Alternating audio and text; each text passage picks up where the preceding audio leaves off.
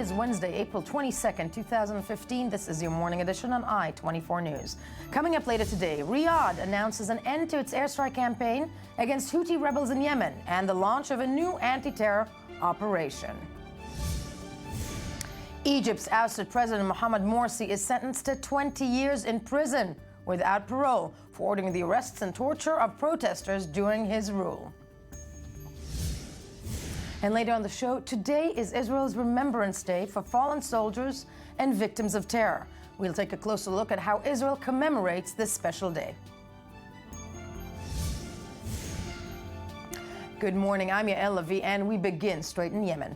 The Saudi-led coalition that has been bombing Yemen for almost a month says its military operation, Decisive Storm, has ended, and a new campaign, dubbed Renewal of Hope, aimed at protecting civilians and preventing Houthi fighters from operating, has begun.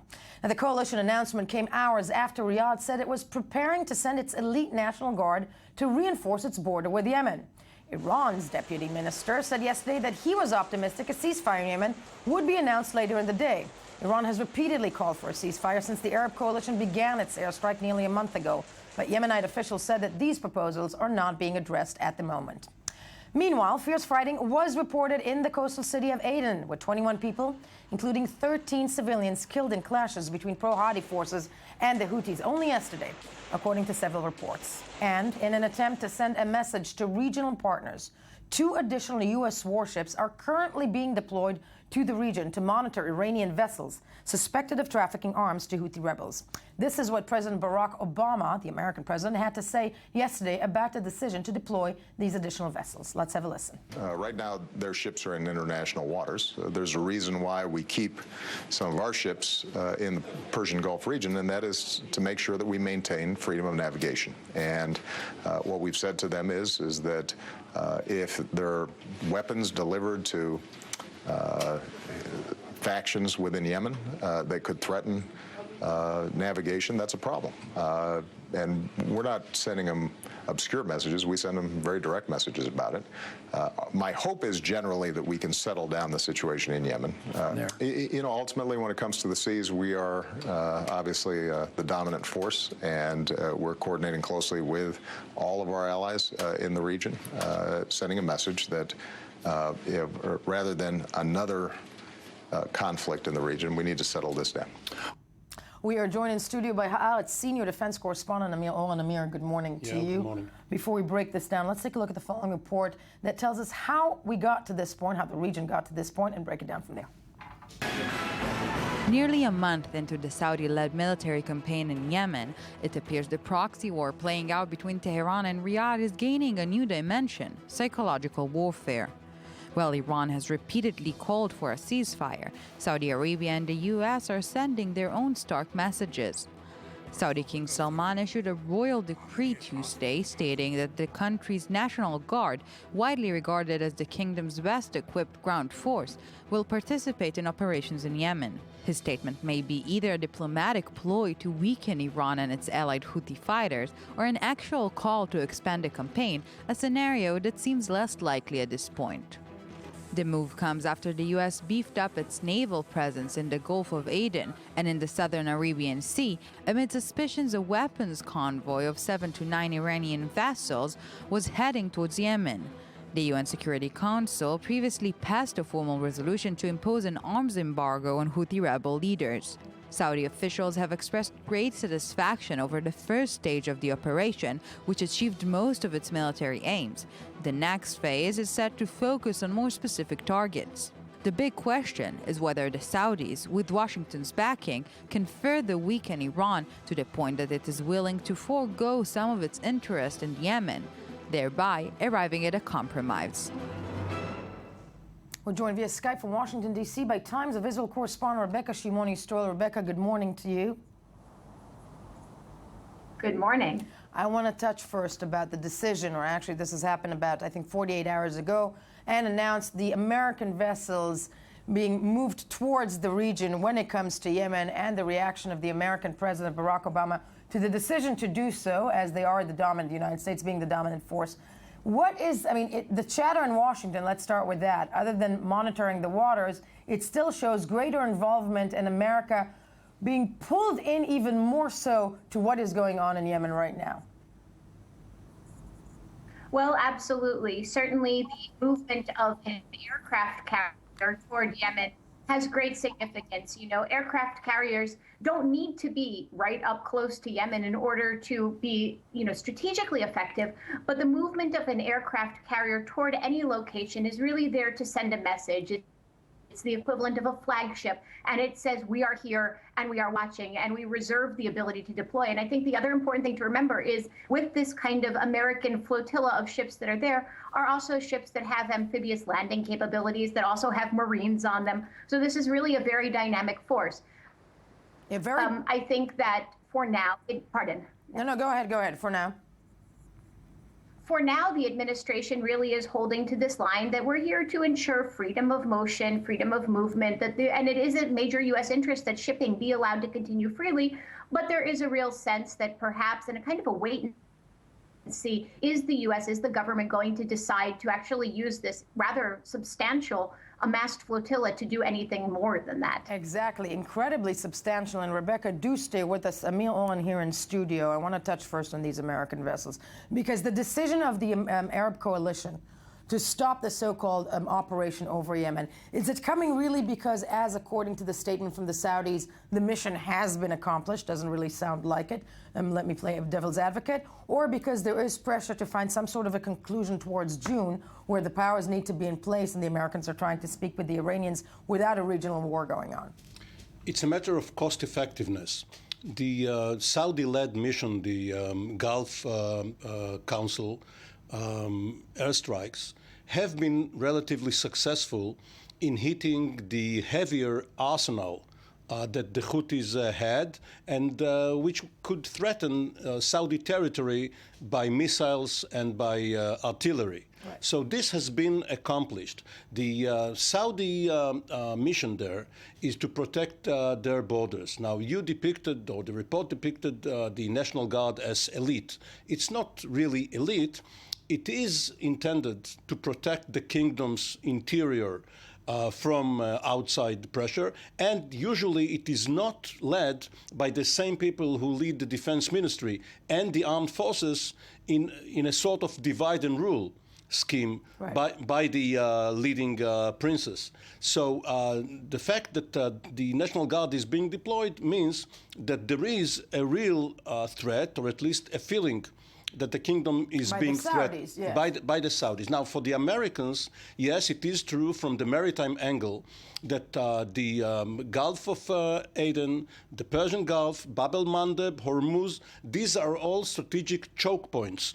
Much of the world's shipping, including oil, moves through there. Yeah. So it does make sense, even without what is happening in Sana'a, the capital of Yemen. It makes sense to safeguard these areas. No, but and let's turn back to Rebecca. It clearly makes sense, but Rebecca, I'm asking you now, when it comes to the American president in these very delicate times of his foreign policy, these two vessels in the Gulf, with the strategic importance of those international waters, so to speak, does it show a greater, does it show that I would say, the Republican Party or other people in Washington, that Obama is willing to get more involved in that conflict in the Middle East that is being raged right now? And by that I mean Yemen and the possibility of it flaring up. And is he willing to do so? Because clearly we've heard overnight that Yemen is not quiet; that fighting is still going on.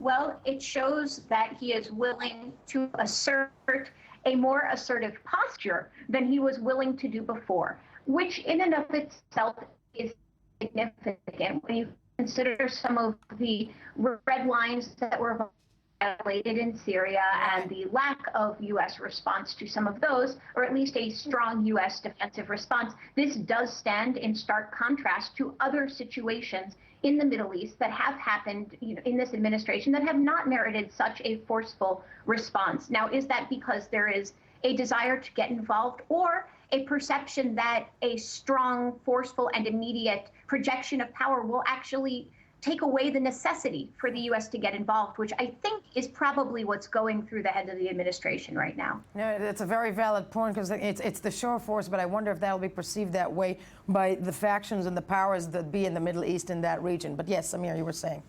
Reality refuses to obey Obama's vision and keeps interfering with his plans. Obama wanted to pivot towards the Far East, but lo and behold, he has Ukraine in Europe on his plate, and the Middle East keeps barging in with Iraq, with ISIS, now with Yemen, and he must pay attention to it. He tries to do it in a very, very moderate way by naval and air power, drones, no boots on the ground. But in your expert military analysis opinion, okay, in Yemen, clearly all these announcements of this operation is over by the Saudis. We've heard fresh fighting just overnight in Aden. It's not going to be enough, is it? No. What you have in Yemen are two centers of power. You have the capital, Sana'a, and further to the south, you have the port of Aden, which is a strategic location that the British had withdrawn from some 46 years ago. What Obama tries to do is stabilize or restabilize Yemen in order to get a political settlement which the Houthis are going to be part of. But he wants to install some government and therefore, and we haven't touched on that, and therefore try to stop the AQAP, the Al-Qaeda in the Arabian Peninsula, an offshoot of Al-Qaeda, from making Yemen a base of operations from which to threaten American interests all over the world. All over the world. But, before we continue with the implications, be it regional, political, and military, the World Health Organization had already earlier reported that violence between March 19th and April 17th had killed 944 people and wounded 3,487 in Yemen, and warned that the impoverished nation's health services were on the brink of collapse. So let's go first to UNHCR officer of Yemen operations based in Yemen, Charlotte Ridding. Charlotte, good morning to you. Good morning. How are you? We're doing well. Not so much can be said, I think, about the people of Yemen. And when it comes to Yemen itself, what do we know with all this fighting and political implications for be it the region or the West versus the Middle East? Civilians in Yemen, what are they going through right now? There's going to be an influx, I'm assuming, of more refugees. Plus, what the infrastructure right now in Yemen, what does it allow people? How does it allow people to live right now? The humanitarian situation in Yemen is very dire at present. I mean, it's already a country that had many issues prior to the crisis. So we're talking about the lack of food, water and sanitation, health, protection of civilians, nutrition, logistics, their shelter needs. The needs are enormous right now. We had, prior to the crisis, about 300,000 internally displaced people, and now we've seen an increase of about 120 to 150,000 people that have been internally displaced within their country. In addition, we have about 200,000 refugees of different nationalities, mainly of Somalis, that are also have also in some cases been displaced because of fighting, shelling, and airstrikes. So the situation is quite challenging. Also to have access to people of concern because of fuel shortages. So there are a number of challenges ahead of us. And these are challenges, I'm assuming, that cannot be solved overnight. Aid, let's just quickly touch on aid. Is aid managing to make its way into Yemen right now? That's another issue in terms of getting relief items into the country because of difficulties in docking vessels with much needed medical supplies and other types of supplies coming in, core relief items such as kitchen sets, table, blankets and sleeping mats and so forth, things that are needed for families to be able to survive. So this is very difficult to bring in. There are many logistical challenges in bringing in relief items right now. But I mean, I think it's important to underline that we have the humanitarian community is present on the ground, and we're doing our best to get the services and assistance to people in need. in the area. Charlotte Ridding, UNHCR officer in charge of Yemen operation based in Amman. Jordan, thank you for joining us this morning. Clearly, we cannot forget about the people and civilians of Yemen, as was mentioned, a country already in dire need of financial help. But back to where it puts Yemen right now, and before the conclusion, Amir, I want to ask you, because we've seen all these moves on the chess map when it comes to Yemen.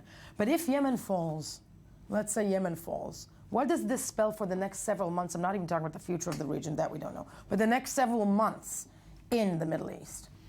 What you're suggesting is a Middle Eastern domino theory, similar to what the Eisenhower administration back in the 50s feared regarding Southeast Asia.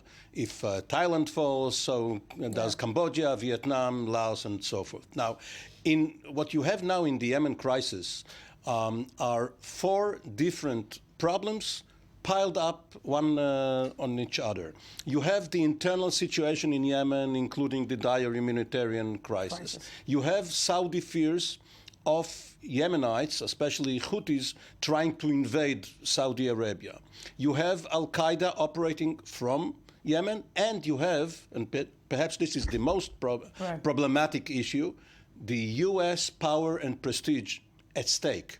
And the U.S. has tried to put an umbrella over the Persian Gulf for many years now, promising the Saudis and others, listen, you don't have to go nuclear or to go out of your way to invade your neighboring countries because we are there to help you. And if they are not able to do it now, it will put in question the entire American strategy in the region. And the entire American strategy, and I'm assuming, or am I going too far, that it will put in question also the American domination, not just in the region, but worldwide, if they can control in that respect. Well, domination worldwide has gone out the window when the Cold War ended, but they are obviously the predominant power. The predominant power. And just to put this into context leading up to, I'm looking at this and I'm always thinking this is all leading up, all these decisions made over the course of the last several days, the vessels stopping the Saudis. First of all, did the Saudis want to stop the operation on their own, or was this pressure coming from the United States, which, we don't, that's the other thing I'm wondering. Well, they talked. The Deputy Secretary of State, Antony Blinken, has been there, and the Saudis are talking to each other. They are trying not to cross the line, not to overdo and to overextend their power. The message has been sent from Washington to Riyadh, but also from Riyadh to Sana'a, and things seem to be, if not quieting down, at least coming down a notch. Under control. Keeping an eye on Yemen. Obviously, we'll see if a ceasefire is even, in the cards to be announced in the next several days. But it is within the interest for this moment of the powers at play. Amir Oren, thank you. You're staying with me as we move along.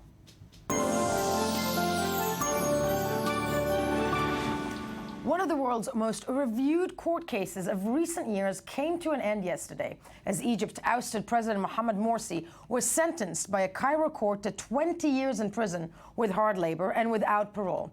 Along with 12 other Muslim Brotherhood members, Morsi was convicted of standing behind the arrests and torture of protesters following clashes outside the presidential palace in late 2012. Now, the former president was cleared of murder charges for which he could have faced the death penalty. But as Morsi's attorneys say that they plan to file an appeal, legal experts say that this is only a preliminary verdict. So how will this verdict, how will this verdict influence Egypt's first democratically elected president, or how will it affect the country? Let's take a look at the following. Report and break it down from there. Mohamed Morsi Al-Ayat is sentenced to prison for 20 years with labor and put under police surveillance, silenced for 5 years completely for using force and violence, arrest and detention, as well as physical torture. With that, the man who served for 1 year as Egypt's first freely elected president was sent to prison. The 20-year sentence was deemed a fitting punishment for the violent crackdown led by Morsi's government against opposition protesters in 2012 who were angered by Morsi's executive decision to expand his presidential powers.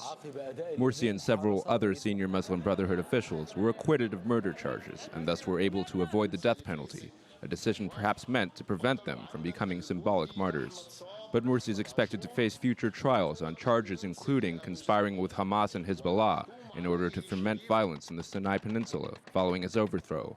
He's also accused of leaking state secrets to the Qatar-based Al Jazeera news network and of organizing a mass escape from a Cairo jail during the 2011 revolution, which toppled former President Hosni Mubarak. In a twist of irony, Egypt's current leader was originally appointed army chief and defense minister by none other than Morsi. But President Abdel Fattah al-Sisi has since initiated a major crackdown against the Muslim Brotherhood, which is now designated in Egypt as a terrorist organization. The Brotherhood's leader, Mohammed Badia, was sentenced to death earlier this month, and the Morsi sentence is seen as merely the latest in an ongoing effort to reshape the very face of Egyptian society. Joining us first from Cairo is freelance journalist and Arabist Annabelle Vandenberg. Annabelle, good morning to you. Good morning. Reactions, first of all, to this verdict. I think everybody around the regions were slightly fearful that another death sentence was going to be coming down. In the case of Morsi, that would not have been, I guess that would have been perceived or received slightly differently on the ground. But what are the reactions, first of all, in Cairo and around Egypt to this verdict on this morning? Yeah, honestly, to be honest, what we see in Cairo is that people are not really reacting, because it has been several verdicts has been released for Badaya and for other Muslim Brotherhood leaders. So people are honestly not really following the processes anymore. But of course, if I ask people about it, they say that actually all of them had expected that Morsi would get the death penalty or at least life sentence. No, it's interesting that you say that people are not really reacting anymore. I mean, when it comes, I'm wondering out loud, just is because all of the Muslim Brotherhood supporters are in jail. But, that said, when it comes to Morsi, and that sentence, Muslim Brotherhood demonstrations, are those still even being seen in and around Egypt at all? Well, the Muslim Brotherhood members themselves, who are now basically operating from London, they are saying that there are still daily protests. But to be honest, these protests are very, very small. So honestly, you don't really see them. And also, if the police notices them, everybody is arrested every time again. Entirely so. And Emil Owen, I'm asking you at this point, when it comes to Egypt, we're looking at this trial, we're looking at Morsi being convicted. This is so reminiscent to me of 2011. Is this just a different play of games? It seems like there's been a total shift there. Well, it's no incident that you didn't invite a legal expert or a judicial analyst to talk about it, because it is not really a judicial case. This is a political decision by the court, and it has to do with the political culture of Egypt, which is not identical to that of other Arab countries. It is not as vehement, it is not as lethal.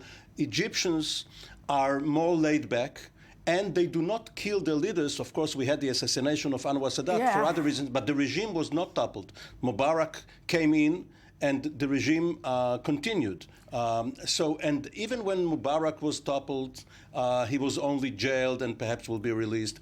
Morsi. So it looks. Yes, yeah. but usually when you topple your leader in the Arab world, you kill him. You don't want him to come back to power, to be a center of gravity, threatening the new regime. Here you see that Mubarak was jailed, and now Morsi has not even received a life sentence, because it is in the interests of President Sisi to keep him alive and to have some hope for him if he doesn't incite his followers outside. And we are, luckily, we're also joined in studio by the former deputy head of mission on the Israeli embassy in Egypt, Ruth Wasserman-Lande. Ruth, good morning to you, the other woman in the studio.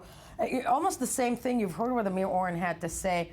I'm assuming that when it comes to the interest of Sisi, you are correct. But I'm looking at the last 4 years in Egypt, which I have to say, it seems like a perpetuum mobile. A mirror image. Exactly, a mirror image, exactly, of post-Tahrir. We're going to put Mubarak to trial. We're going to sentence him to a life sentence. He's about to be released. They didn't make up a new model. There's always a fear of Morsi turning into a symbol in prison. And yet again, I agree with the analysis that I heard here in the room that the Egyptian society in general, in essence, is not a violent one. That's the mentality of the people. It's very true. In fact, with the Muslim Brotherhood, at some point, began certain centuries ago to be very violent, the population didn't want to accept them.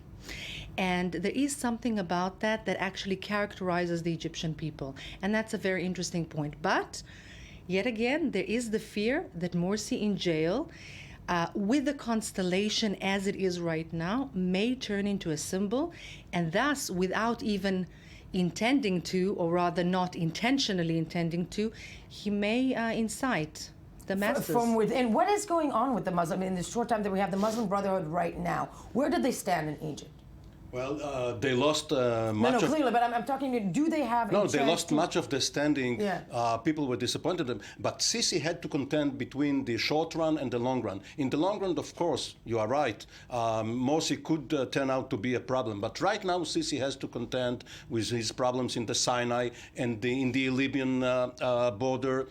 For him, it's better to put off this problem of Muslim brothers in general and Morsi in particular, and contend with it later on. Finally, as a general would. As a general would. As you're looking, Ruth, as you're looking at what's going on in Egypt right now, can Sisi sustain this? What I'm starting to say seems to be the Abdel Nasser Mubarak regime being consolidated again. Can he sustain that in power with what's going on regionally as well? And we cannot forget, and Amir, you're here, we do have a very short time, that Sinai constantly under attack, so it seems, or a lot of skirmishes. He needs to consolidate something, doesn't he? Egypt is in a very precarious position. The difference being that Egypt is now the hegemon, if you wish, in terms of the regional leadership. Vis-a-vis those threats, right, with Saudi Arabia, with Jordan, with other partners in the region, potentially even with Israel, quietly, and yet he needs to contend with so many challenges that I agree with you. There is a question, and that question leads him to be, I would say, as dichotomous as predecessors, and that's why he has to be very, very clear on his policy towards the Muslim Brotherhood. One little point I disagree with is that I feel that he sees the Muslim Brotherhood as certainly a part of the threats in the Sinai, vis-a-vis Hamas in the Gaza Strip, even vis-a-vis the Libyan border, that he deals with Daesh. Not exactly the same thing, and yet an arm thereof. An arm thereof. That's Sadly, right. all the time we have, because I think, it's fascinating to take a look at what's going in there directly in Egypt right now. Amir Owen, senior defense analyst of ours, thank you for being with me. Thank you. Ruth Wasserman-Landa, thank you for making it to the most studio. welcome. When we get back today, April 22nd, the world marks Earth Day. We'll take a closer look at global events as well as environmental progress and impediments. Stay with us. First, though, let's hear some more of the morning headlines.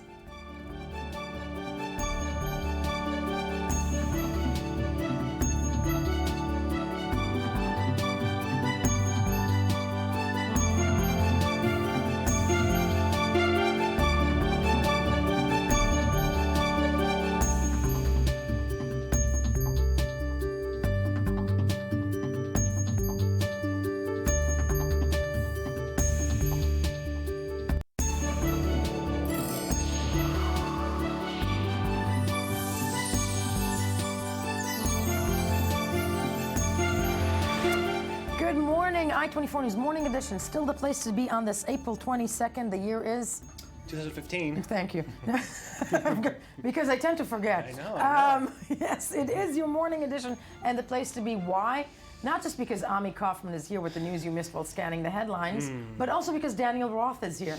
Hey, good morning. Good morning. Hey is a good Katie Couric line. We're going to move first with Ami Kaufman and the headlines that we all need to know about. Okay, The Guardian came out with a really, really huge headline about the ISIS leader Abu Bakr al-Baghdadi, who was apparently injured very seriously in an attack in late March somewhere in Iraq. The Guardian says that he was hurt so badly that he's been no longer in day-to-day control of the organization.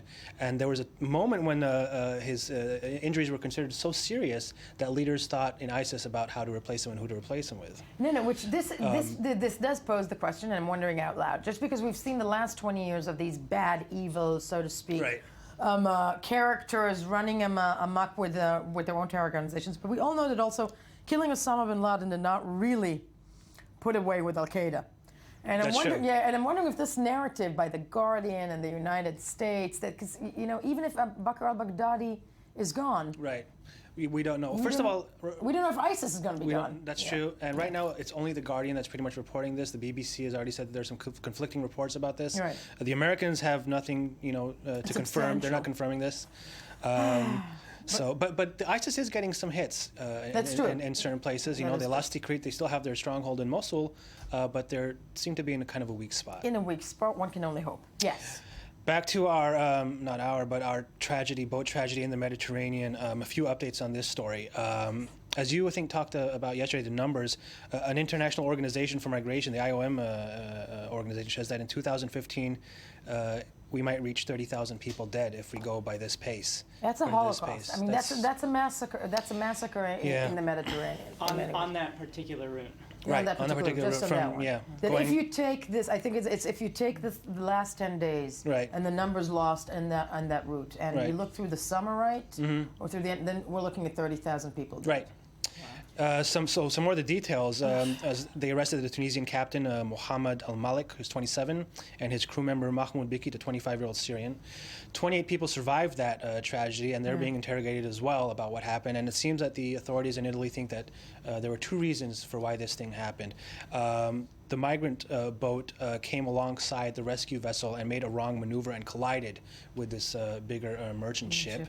And the second thing was that it was so overcrowded that once it hit that ship, some people started moving and they tipped the boat over. And 900 people, those 900 people that died, were locked. Inside the lower decks. They were locked and could not get out. So they just tipped over, were locked, couldn't get out, and drowned. Terrifying and tragic, and it also still, makes you wonder what is Europe going to do about what is happening there, and an influx of people who are trying to reach their shores that I don't think is going to stop. Tomorrow, by the way, EU leaders are meeting to discuss emergency meeting procedures. Yes. Back here in Israel, today's Remembrance Day for the fallen of Israel's fallen.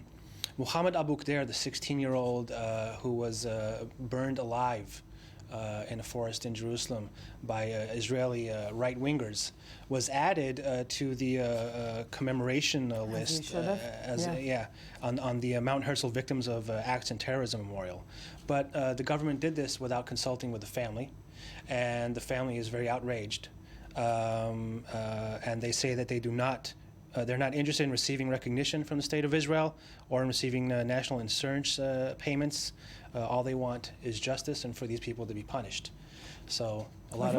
they're still in jail. They're still in jail? Yeah, they're still in jail. As far as I know, their trial has not started, but they're still starting. No, and to remind viewers, that this horrific event over the course of the summer affected three Israeli youth. The three yeshiva students that were kidnapped and murdered outside of Hebron. This is a sort of retaliation of a kid that was just burned alive. Another form of terrorism. Yes. And in the same week that we're remembering the Holocaust, remembering our fallen today, in Germany, a trial opened of a 93-year-old former SS member.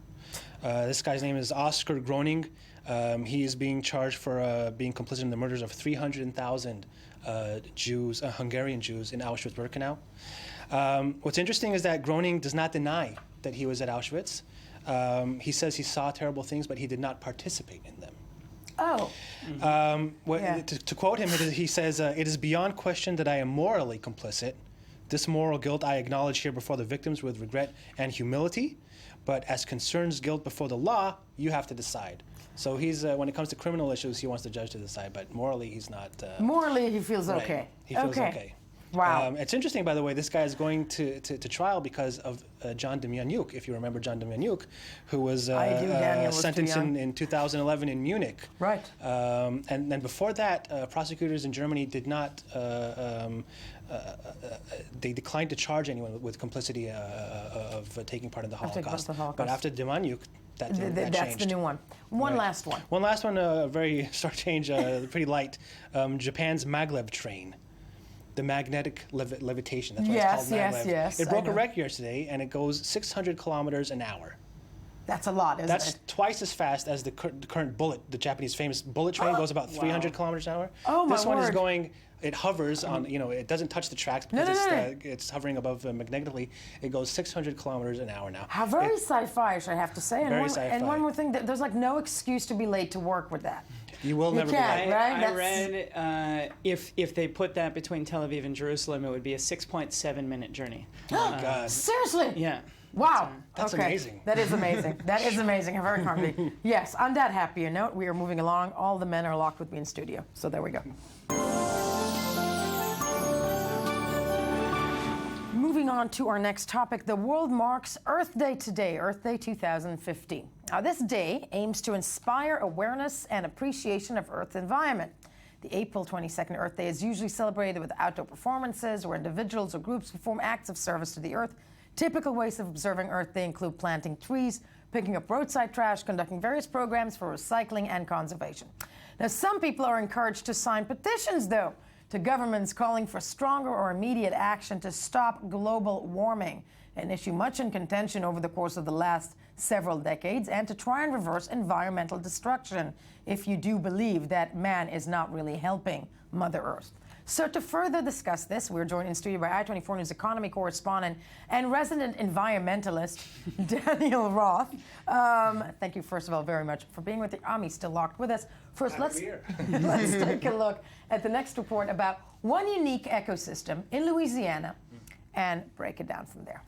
Cat Island 5 years ago, teeming with birds and thick growth, an important rookery for pelicans and shorebirds in coastal Louisiana.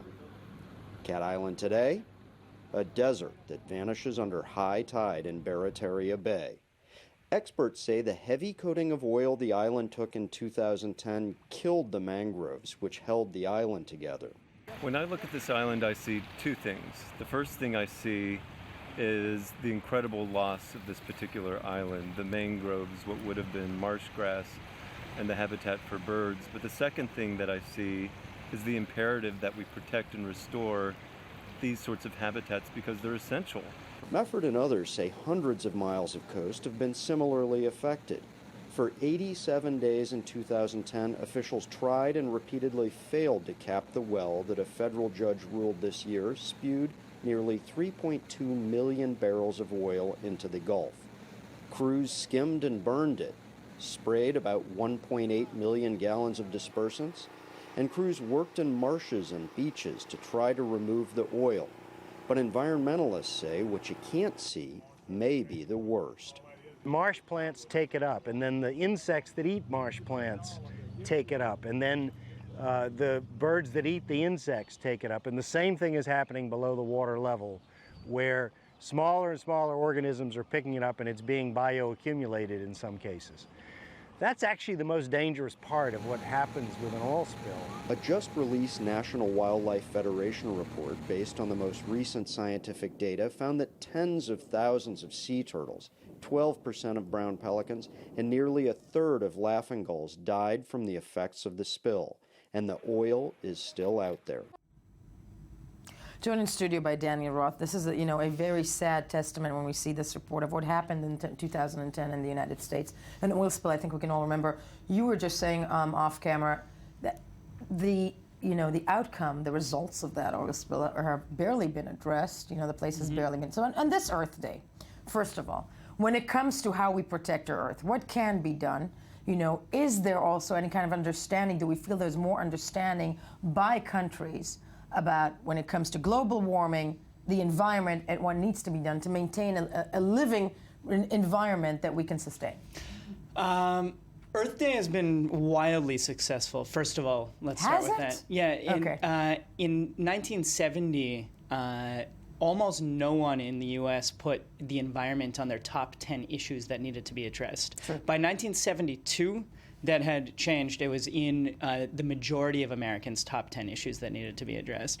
That's just in terms of hearts and minds. In terms of laws, the Clean Water Act took 1/3 of the fresh water that had been drinkable or swimmable and turned that into 2/3.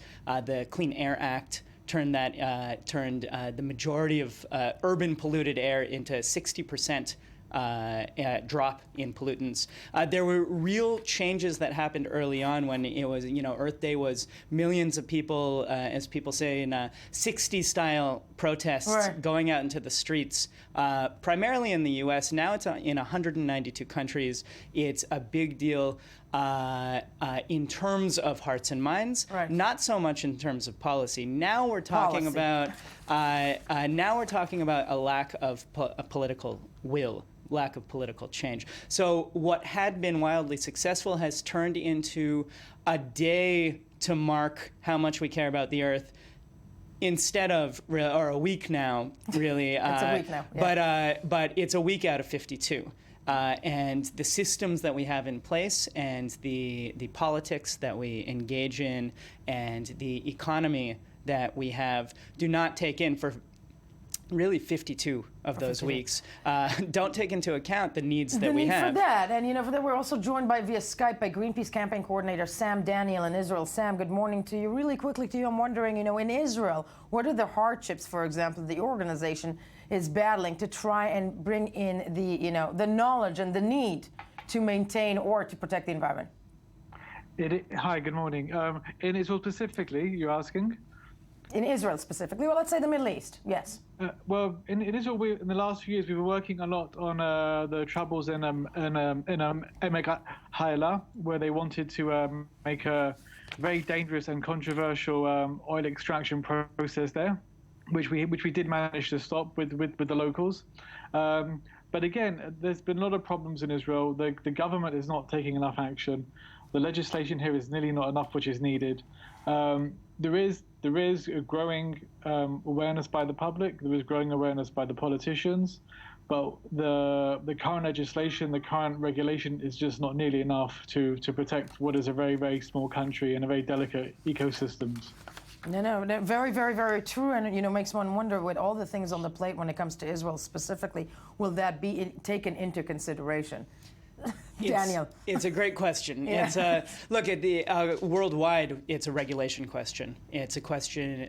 Earth Day early on in the 70s proved that everything is about how much are we willing to regulate, or go so far as to change. At this point, we may need to change our entire economic system so that it's not an infinite growth system, right. Because infinite growth is a fallacy because we live on a planet that's finite. That's right. So actually the entire system doesn't work. That eventually will end, yes. Daniel Roth, thank you. But as we move along though, but before we come back, today is Israel's Remembrance Day for fallen soldiers and victims of terror. That's the thing we'll take a closer look at over the course of the next hour of the show. And Ron Friedman, I-24 News Morning Edition deputy editor, is standing by in Jerusalem, where the bulk of the ceremonies will be taking place today. Ron, good morning to you. What are we expecting? Hi, good morning. So like you said, I'm here in the fallen soldiers plot of the Mount Herzl Cemetery in Jerusalem. People are starting to gradually arrive here in numbers. Ahead of the ceremony at 11, the official ceremony for the fallen soldiers, attended by the Prime Minister, the President, the military chief of staff, and many, many other dignitaries. Right now, people are walking around. We're seeing soldiers. We're seeing families of bereaved fallen soldiers. Today, there's going to be ceremonies all across the country. The main one here in Mount Herzl and in Tel Aviv, but in every community, in every cemetery around the country, people are going and paying respect to the fallen soldiers of Israel. Ron Friedman will be with us throughout the rest of the show, and of course we'll be taking a closer look at this day. Do stay with us. First, though, let's hear some more of the morning headlines.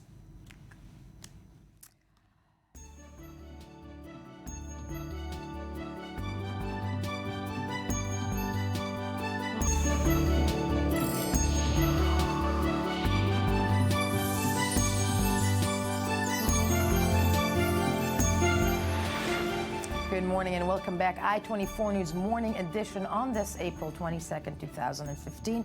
And today is Israel's annual day of remembrance for fallen soldiers and terror victims. From north to south, the entire country is bowing its head in honor of the 23,320 people who have lost their lives in the military, security forces, and terror attacks over the past 67 years. 116 names were added to the list of the fallen this past year alone. 67 of them were soldiers who were killed during the summer's Operation Protective Edge.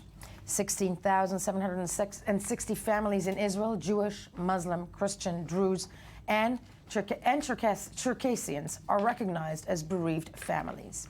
It is safe to say that the trauma and post-trauma are a national, if not regional culture in Israel and the Middle East. Children sadly grow up here with the sound of sirens or worse, irrespective of what side of the fence they live on.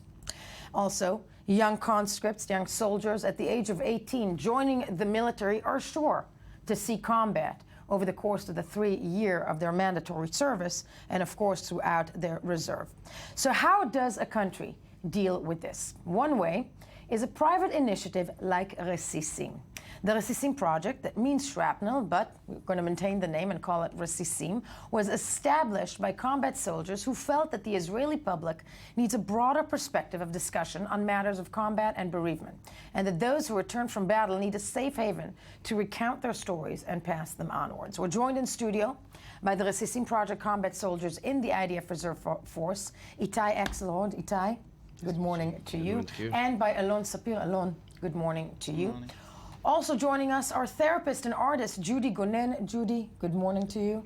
And of course, psychiatrist Dr. Ilan Tal. Ilan, good morning. Good morning. To you. Now, before we begin this, first of all, I would like to start with the Resisim project, okay? Itai and Alon, what exactly is it that Resisim does, and why did you think it was something that was necessary to be created?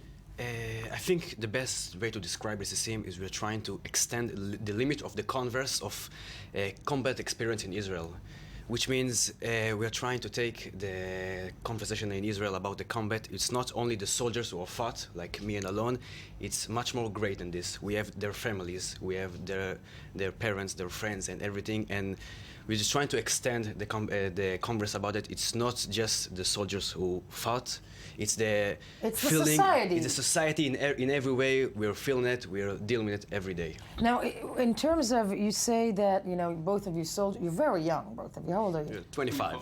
24. Yes. 24. For example, what did you do over the course of the last summer?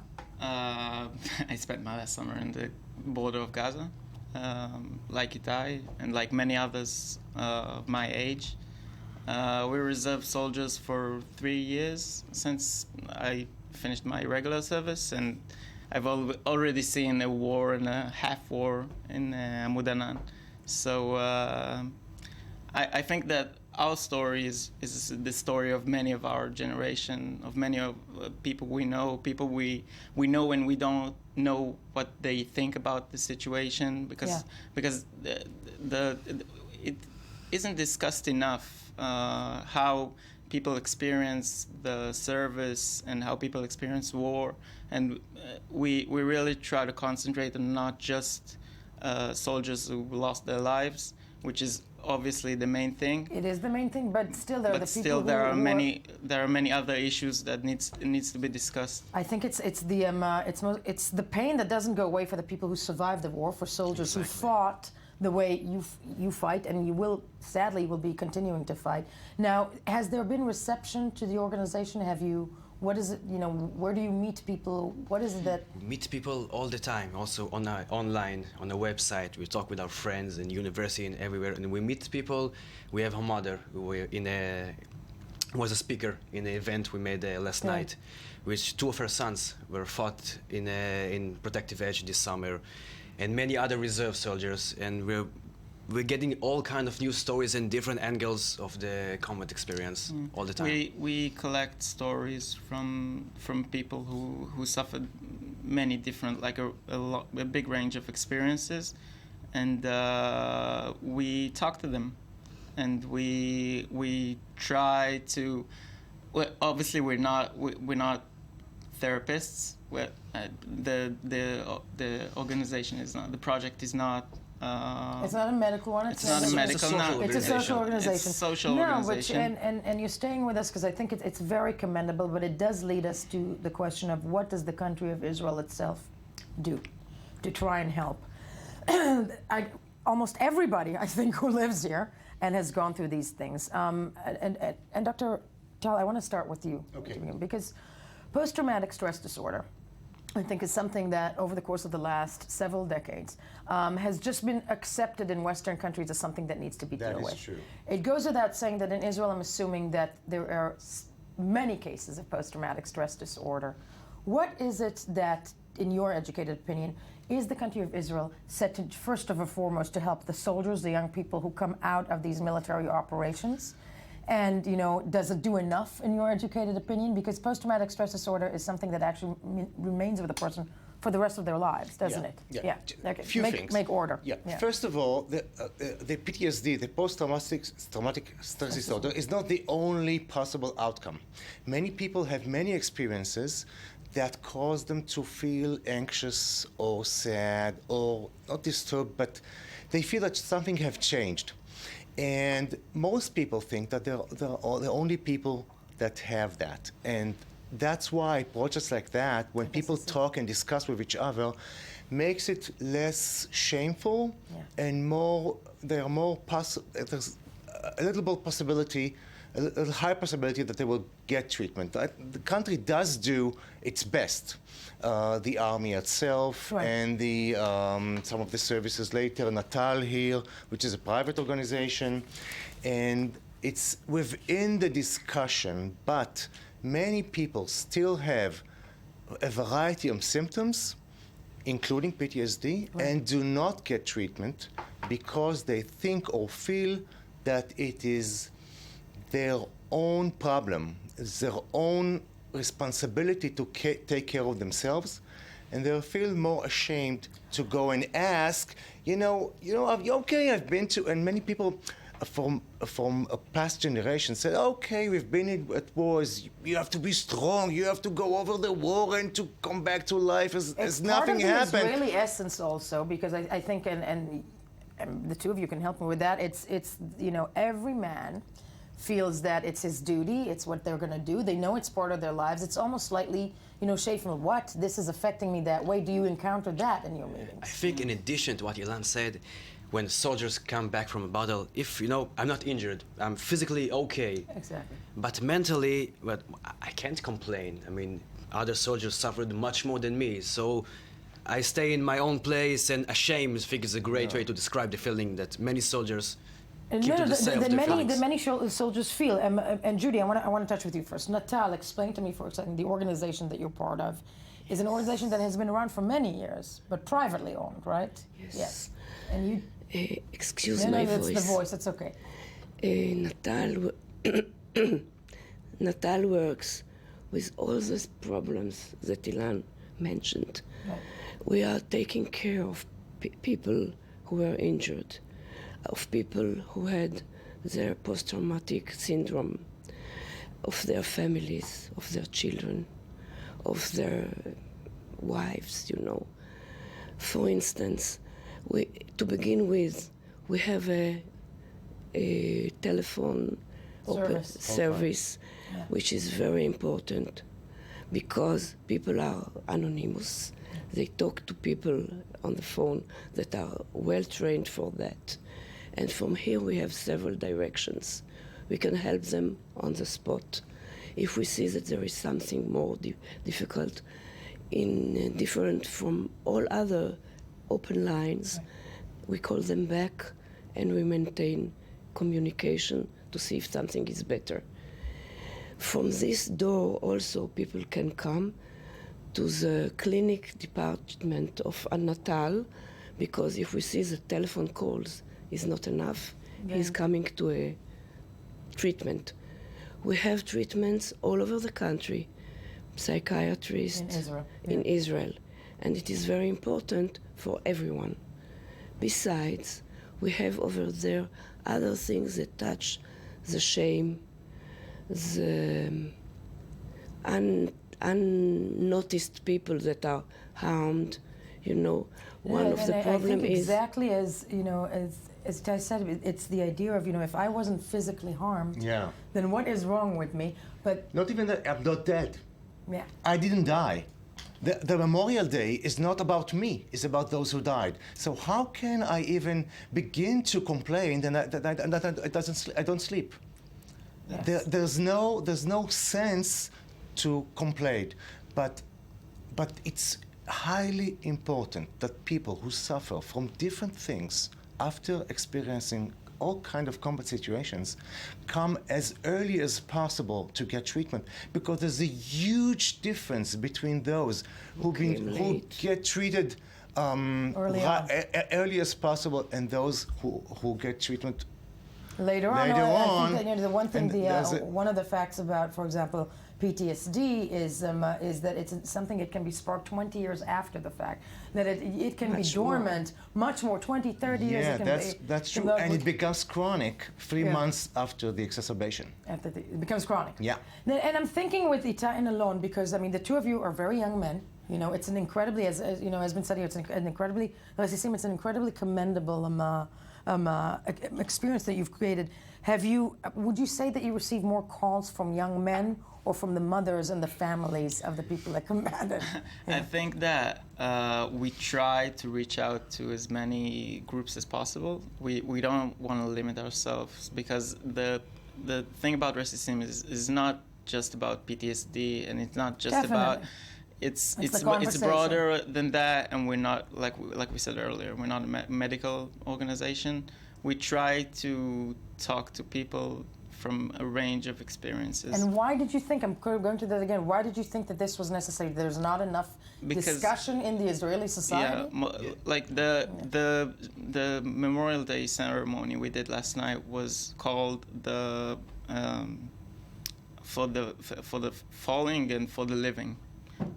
Because we think that there's not enough focus on those who came back, and the effects on society in general that war caused. That it's long run. There's the life that we are living. No, definitely there's a toll. Do you think, Dr. Tal, and also to you, Judy, that the state is doing enough for the discussion and for the people who come back from war, or the children and for the society? Is there enough done? Should it be a state effort? Should it be organized and be funded by the state of Israel? For those who got hurt, the state does fund treatment. I think the state does its best. Yeah. I want to mention something else that is a little bit forgotten. We have 2 male soldiers, but also we've begun to see female soldiers, women that went or were near a battle situation and got even worse symptoms and even worse cases. So I would emphasize that. I think that Natal, being a private organization, talking about the toll Israel is paying and Resissim, for instance, are very important. But I think the state should focus on giving the treatment to those who are hurt. And that's it. Yeah. The discussion in the public is the public's responsibility. No, the discussion in public is the public responsibility, but it's interesting to me that it comes from a point of, because Natal, you don't only get calls of post-traumatic stress disorder, you get calls of anxiety, But it is very... family members. And family members. It is very important, because the soldiers get something. I don't criticize anything. Yeah. The state does what it can. But Natal is doing with all the other people who are not taken care. And it is very important to stress here, with research, we found that the symptoms of a post-traumatic man are passing to his wife, passing to his children. We have the population that get like a contamination of something that is not well known enough now these days. That we most likely will see. That we will see the effects of it. It is and amazing. I think that's why, irrespective of aside of the medical implication, it's right. If you live with somebody who has been affected, who comes back, and they have the same symptoms. The same symptoms. Although she was not here. Yeah. And they don't understand quite well. I think it's sad for all societies living in the Middle East, but it's. I want to commend Itai and Alon for having this initiative, and to create a conversation that is past just the need for war or what we have to do. And I want to wish you a lot of luck with that on this very, very, very sad day. So Itai, Alon, Judy, and Dr. Tal, thank you for being with us. Obviously, when we get back, we'll take a closer look at the Israeli identity in wake of these wars, sadly, and the bloody history of the nation, and what it all means to the Israeli people. Do stay with us. First, though, some more of the morning headlines.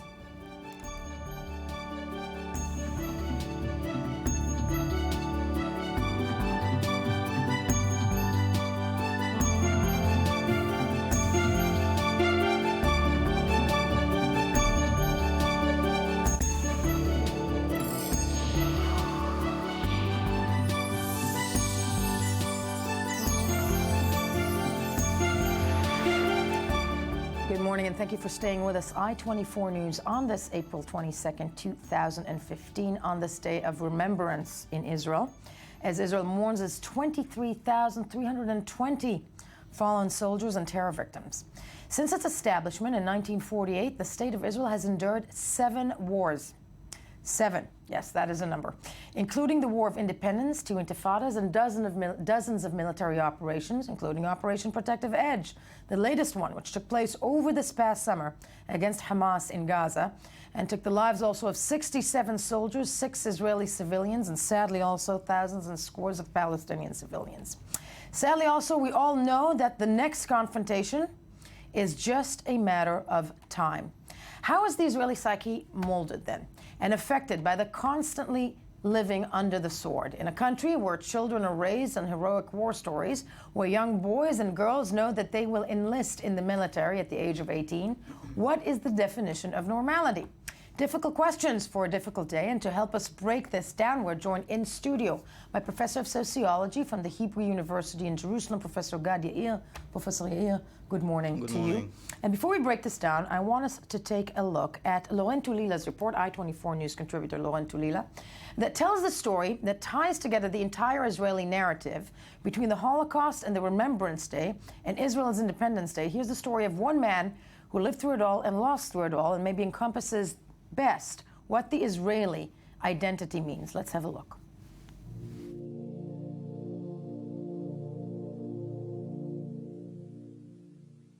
The first years in Israel were very hard. And I went to the army. I felt already a part of Israel, and I started to love very much this country. I fell in love in Sergeant Ruti. 2 boys were born, Raz and Tal. And Raz was he was a lovely boy, beautiful from outside and from inside. And he served 3 long years in such a very hard unit, one of the 3 the best in Israel, Sayeret Golani. Friday night they got a telephone that Lebanon war started, and they knew already what was their duty, because they were training for long months how to conquer the Beaufort Castle in Lebanon. The very first day, 6th of June, 82, they started the combat on Beaufort Castle, and they started 8 o'clock in the evening. And after 1 hour, commander of the unit, Guni Arnik, and 5 of Razi's friends were killed in the combat. The hill was conquered, first time in the history. But Raz was dead, and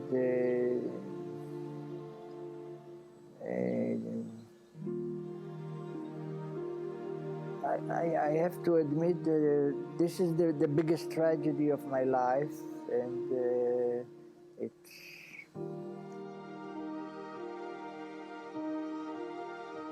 you can imagine how hard it was. I was completely broken in pieces. And I know that life is one-time present that you get in millions of years. The sorrow is such a pain, is such a sorrow that it's impossible to describe in human words. Maybe one of the lessons I got in the Holocaust years, that I hate any sign of chauvinism, of racism, and nationalism. I love my country, I love my people, I love my Jewish culture, my Hebrew culture. I am very proud that I am Jewish. I think that if we, the bereaved parents, the bereaved families, can talk, everybody can talk. Professor Yair, it's a hard report, but I think that when it comes to Mr. Gutman, it is the Israeli story. Here's a man who survived the Holocaust, lost a son in an Israeli in a war. Yet he speaks to something that is slightly different than the research that I read about what you maintain. Mm-hmm. and that is the Israeli identity. You know what? Let's start with something different. What is the Israeli identity? It's this man, isn't it, in many ways? In many ways, yes. And the guys that were sitting here just 20 minutes ago. The 23-year-old, the 24-year-old who are already fighting, who've been through 2 wars. Yeah, you know, when we were young, our mothers promised that when we get old, there will be no more wars again, and Israel will be in peace. You're my age, aren't you? Yeah. So it's a consistent story of Israelis believing in peace, but knowing that it's an illusion, it's a myth. Israel is a place where you need to fight for your survival year by year, and there's the existential anxiety that comes from the Holocaust is maintained by those 7 wars that you mentioned, and by many events as we are going from day to day with terror attacks. Right. It is a reminder that we are all under risks. And in contrast to the discussion about the psychological trauma, sociologically, this creates a sense of power amongst the people, that we are unique, that we are strong, that we can survive. And it's like Herzl said, if you will it, we can do it. So there's a very strong sense of Israeliness believing that they will stand any challenge against their security. Now, when you say that sociologically, on a social level, okay, in many ways, and correct me if I'm wrong, but what we're deducting from this is that this is almost needed for the society of Israel for survival. This type of elevation of the tragedy, and that's how I'm calling it. Well, that's not unique for Israel. Cultural trauma is an ingredient in any society that uses the trauma to create an identity. And for the Israelis, it comes with the violence and the wars, but actually it's the basis of Zionism, of looking back on 2,000 years of exile, saying, never again, this will not happen again, and the solution cannot be in Europe. This is Herzl, way before the Holocaust. Right. And so the same Zionist narrative continues. Now it's Netanyahu who speaks the same narrative as Herzl, that this is the only place for Israelis and actually for Jews to stand on their own and survive. You know, it's a fascinating subject. You're staying with us. Ami Kaufman is also in studio. Before we continue, Gad Yair, Professor, you're actually, you know, you're a sociologist. You're also, you're the author of several books. I just want to give them due, you know, due honor, so to speak. You know, I think it's Love is Not Practical, or the Love is Not Nicht Praktisch. I can see also, I see where this is coming from, and the essence of being Israeli. As we have this here. But, you know, the essence of being Israeli, as you said, not just in this country, sadly interlaced with tragedy. And today is the day that marks all this, you know, grief and sadness for the lives lost. Ron Friedman, still with us in Jerusalem, where the main ceremonies, memorial ceremonies, will be taking place an hour from now. And Ron Friedman, you're there for what will happen later on today. You're also you're joined by another person, but. You know, what is happening right now in Jerusalem? And, well, Ron Friedman will be with us in a minute. Good morning, I'm here. Go ahead. All right, so yes, I'm here in Mount Herzl in Jerusalem. As you can see, the place is rapidly filling up with visitors, families, students, soldiers. Everybody's here coming to pay their respects to their loved ones, the fallen soldiers, people who have fallen in Israel's many conflicts since before the beginning of the state in 1948 until as recently as this last summer in the Operation Protective Edge in Gaza. In about an hour from now, there's going to be a siren, a 2-minute siren, during which people will pay, bow their heads, stand silently, and pay their respects to the fallen. And immediately afterward, there's going to be a state ceremony here in Mount Herzl. About 2 hours later, at 1 o'clock, there's going to be a second ceremony for the victims of terror attacks. Unfortunately, Israel has known its fair share of those as well, and there's hundreds of people that have died throughout the years, and they get their own ceremony respecting their memory. And then, of course, later on today, there's going to be an abrupt change. At 8 p.m., Israel moves from a mode of mourning to a mode of celebration as Israel marks Independence Day.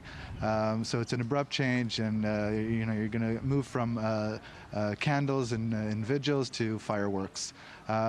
Here on Mount Herzl at the military plot, we've got thousands of people buried, and each one of them, I mean, it's always important to stress, especially during this day, each one of them is a story unto itself. And in Israel, the media is full of their stories, so you turn on any television channel, any radio station, open up any newspaper, you'll see the stories of individual people who've fallen.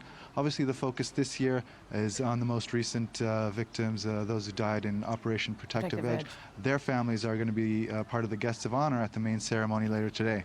Ron Friedman, thank you very much. As you said, the victims of the last war, of the Operation Protective Edge, where 67 soldiers died, 116 in total Israelis, thousands and scores of Palestinians also on the other side of the fence that we cannot forget, but that's the focus of the memorial service for the this year around. Professor Yair, you're still with us. As you said, it's part and parcel of the Israeli, I would say, not culture, but of the Israeli identity are these services as well, right?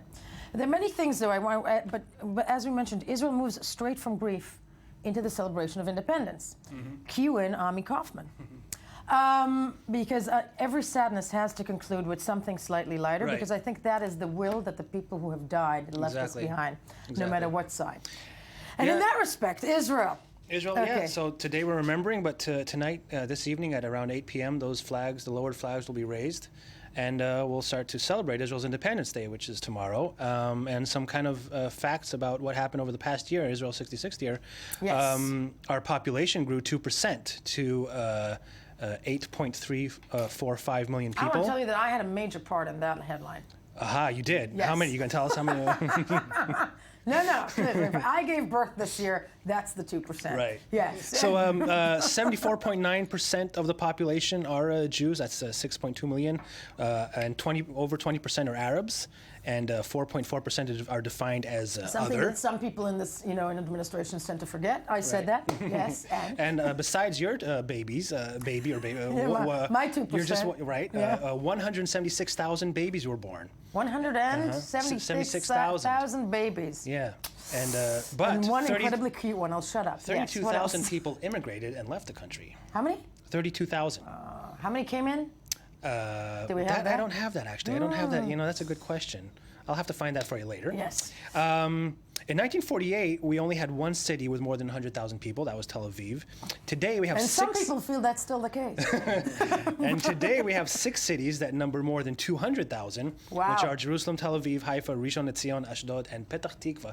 I did not know that Petach Tikva has already over 200,000 people. That is a big, Petach Tikva is also one of the oldest. Isn't Petach Tikva one of the oldest? It is. It's a moshava. It's a moshava. It's like one of the first. Yeah, exactly. Yeah. The mother of all. The mother of all the cities colonies, in Israel. The colonies, colonies. Bad word. Yes. What else?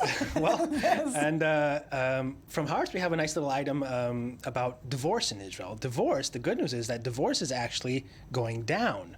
It's no longer on the rise. In fact, it went down by 2%. I will tell you why. I will tell you why. Tell me why that is. Okay, I'll tell you why. Listen, we have to end this on a slightly happy. I don't know how happy it is because it is so expensive to live alone. That is true. That is. They make it. I know it's slightly critical that you cannot actually break households apart because you need every single income to raise children to bring up that 2%. I'm scaring the professor here to bring up that 2% to make it happen. Okay, that's so people are staying together because of financial reasons. That's I think that might be very true. Yeah, there you go. I just realized this was a very Israeli discussion right now because you said this is very optimistic. Now, in some countries, that would be pessimistic.